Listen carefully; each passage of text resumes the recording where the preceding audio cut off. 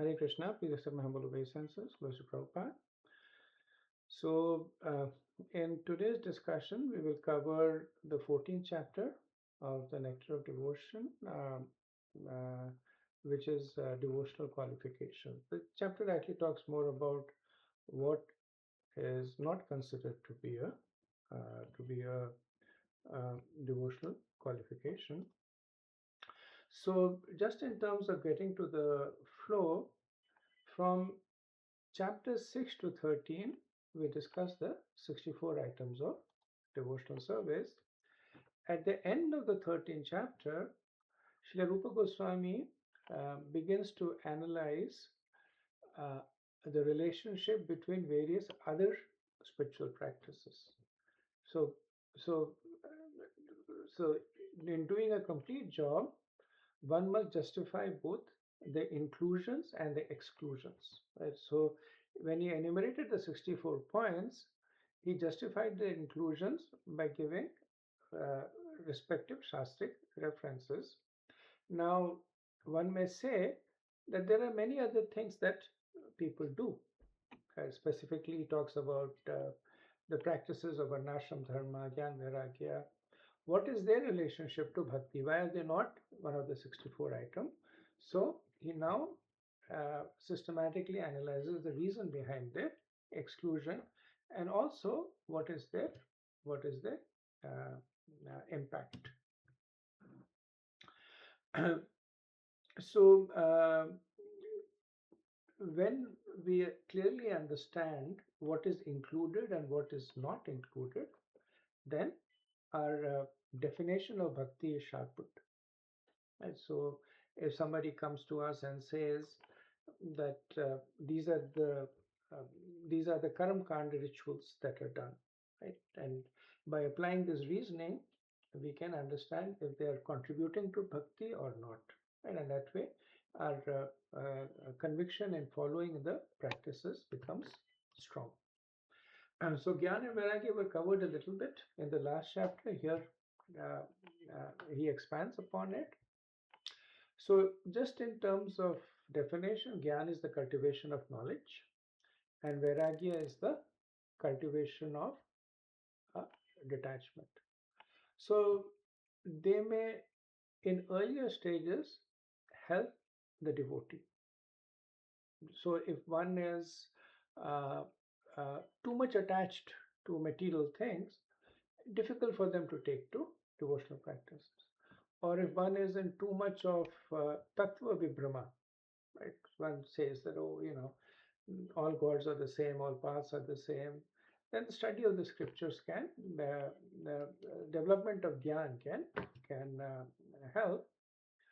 However, in themselves, jnana and vairagya, they do not help to fix one's mind directly on Krishna. Because essentially, Gyan and Vairagya, they help in the philosophical discrimination between matter and spirit. That this is the body, this is the soul, or this is the Supreme Lord. But in themselves, they do not they do not uh, satisfy the the definition of pure bhakti. Anabhilashita shunyam jnana karmadi anavrutam. Like that. So the definition is that it should be uncovered by practices such as karma and jnana.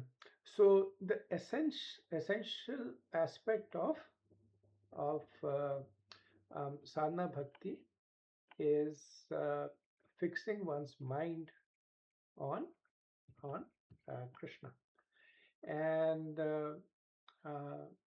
in the Uddhav Gita, uh, this is the conversation between Krishna and Uddhav. In 11:20 31, he makes he makes this point that for persons, Krishna makes this point, for persons who are seriously engaged in my service, the cultivation of philosophical speculation and artificial renunciation are not very favorable. Right? So uh, at this point, uh, Krishna is actually veering a little bit to the other end, that not only are they not aspects of bhakti, they can actually be unfavorable. Why?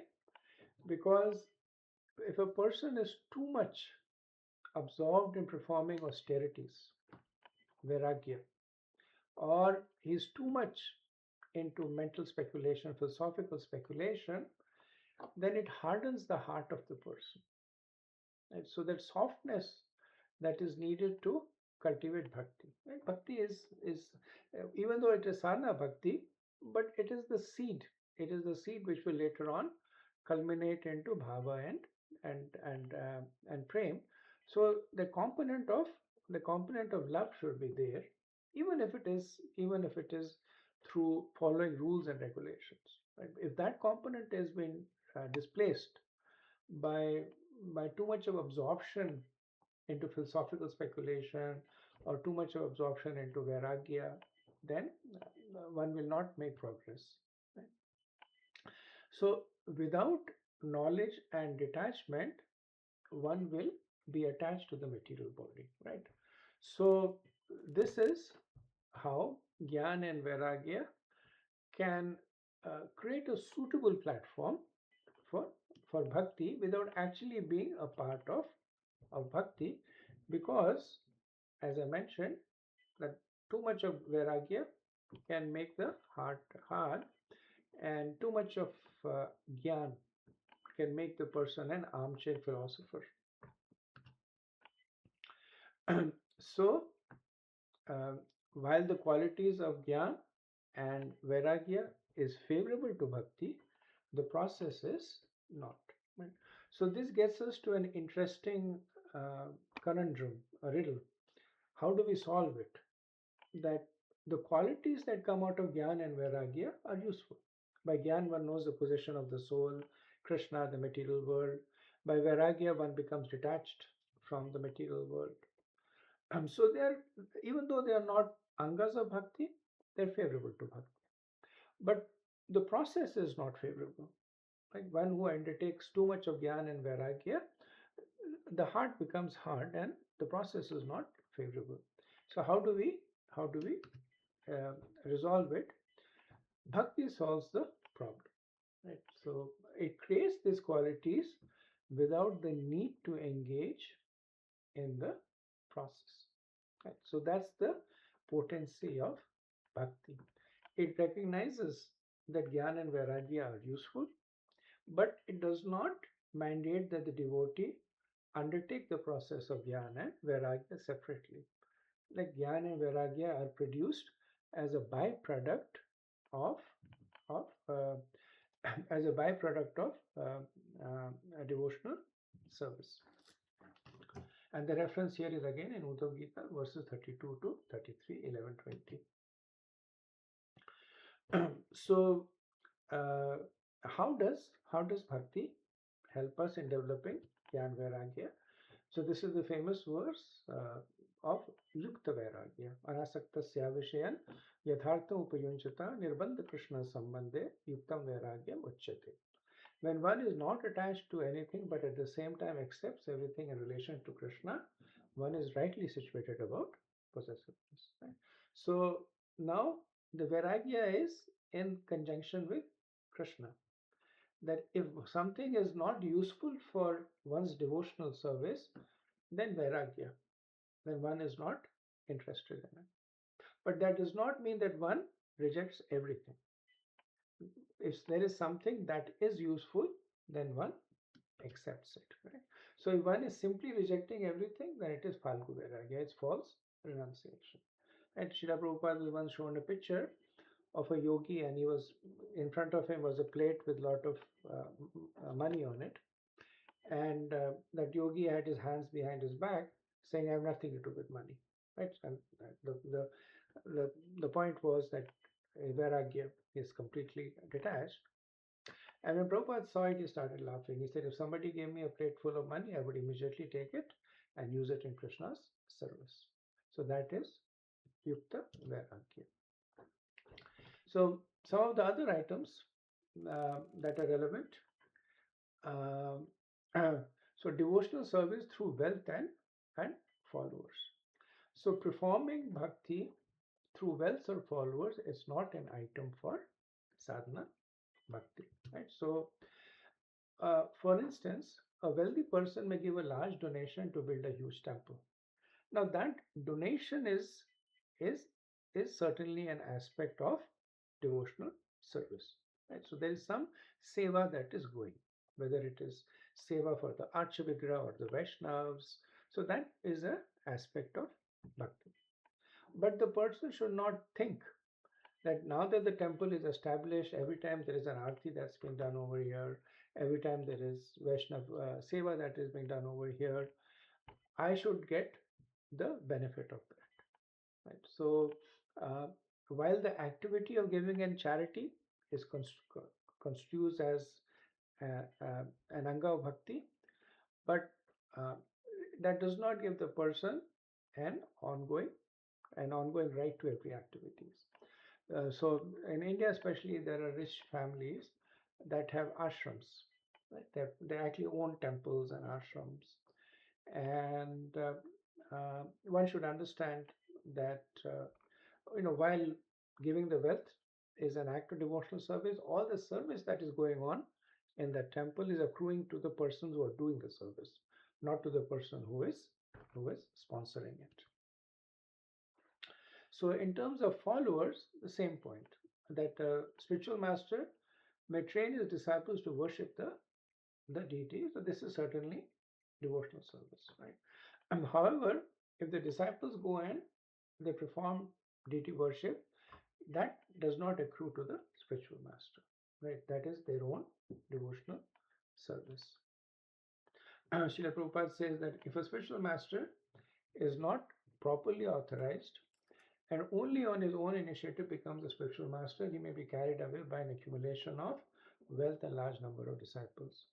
He is not a very high grade of his is not a very high grade of devotional service. If a person is carried away with such achievements, then his devotional service may become slack. Right? So the point is that devotional service cannot be performed by proxy. It's not that you pay somebody and to do puja and then you are accruing the benefits for that. It's not so that you train somebody to do puja and then you're accruing the benefits for that, because devotional service is in a relationship. It is done between the devotee and the Lord. So restraints of piety, right? Um, uh, so yama, which includes activities like ahimsa, non-violence, brahmacharya, celibacy, satyam, truthfulness, etc. They are not items of sadhana bhakti. Right? Once again, they may be favorable, but in themselves, they do not cause devotion to manifest in the heart. Right? And on the contrary, so just like we saw that the process of bhakti produced jnana and vairagya, similarly the process of bhakti, it produces all good qualities like ahimsa, brahmacharya, satyam, etc. They are a byproduct of bhakti. And Prabhupada writes, a vegetarian is not necessarily a devotee nor is a non-violent person, but a devotee is automatically both vegetarian and non-violent. So once there was a disciple that came to Prabhupada and said, Prabhupada, I am a I'm a pure vegetarian. And Prabhupada said, even pigeons are pure vegetarians. Right? So the point that he was making is, just being a vegetarian itself doesn't mean anything. It's just a means to an end. Now, one of the four regulative principles is not to eat meat, but the regulative principles in themselves are not angas of bhakti. They just create an environment that is favorable for bhakti to appear. And Srila Rupa Goswami gives the story of Mridari, who was uh, both. He was a violent person. He was killing animals and obviously eating them after them. But by the by the mercy and instructions of Narad Muni, he became a very advanced devotee. And when he became an advanced devotee, he automatically took to following the path of ahimsa, to becoming kind to all living entities. So Before concluding his description of Vaidhi Sadhana Bhakti, Rupa Goswami explains that there are 9 angas of bhakti, right? And one can concentrate on any one of them, or one can concentrate on all of them, right? And these 9 angas are famous: hearing, Shravan, chanting, Kirtan, remembering, Smaran, serving, Padya worshipping the deity in the temple, Pujan, praying, Vandanam, carrying out orders, Dasyam, serving Krishna as a friend, Sakyam, and sacrificing everything for him, Atma, Nivedana. And you can also see the 64 items can be mapped to this 9 angas of bhakti. So one can focus on any one of them, two of them, or all 9 of them, right? So here's an example of followers of these 9 processes. Parishad Maharaj, uh, he simply sat and listened to the Bhagavatam, and that's how he perfected his life. Sukadeva Goswami simply sat and recited the Bhagavatam. So that's how he perfected Kirtan. Prahlad Maharaj, Smaran, because he didn't have any connection with devotees. His connection was the remembrance of the time he was with Narad Muni and his Purvaras, and that's how he became successful. Padya Sevan is Goddess Lakshmi, that she is always massaging the lotus feet of the Lord. King Prithu is example of puja, right? And we see in the 4th canto how his of the Bhagavatam, how he elaborately worships the deity of the Lord. Vandanam is Akrura. When Akrura he enters into Vrindavan, he sees the footprints of Krishna, and that time he recites wonderful prayers, and that is his path to perfection. Dasyam is Hanuman, by rendering personal service to Lord Ramchandra. Sakhyam is Arjun, by being a friend to Krishna. And Atmanivedan is Bali Maharaj, that he offered everything to Lord Vaman. Right? And then there is Amrish Maharaj, who actually perfected all the 9 processes of devotional service. So that brings us to the end of the 14th chapter. Um, Next time we will continue with our discussion on the 15th chapter. Hare Krishna. All glories to Srila Prabhupada.